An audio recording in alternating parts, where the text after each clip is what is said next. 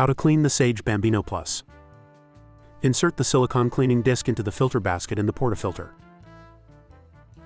Place a cleaning tablet on top of the cleaning disc. Lock the portafilter into the group head.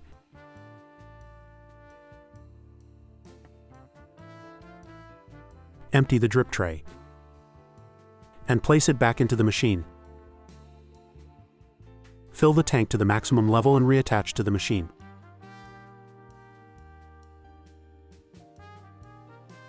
To enter the cleaning cycle, press 1 cup and the 2 cup for 5 seconds to enter cleaning mode.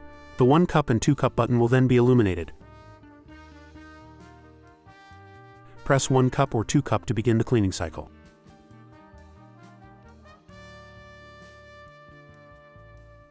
When the cleaning cycle is in progress, the lights will flash.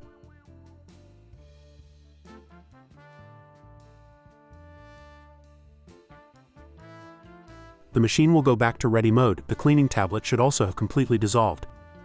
If it hasn't, repeat the cycle again.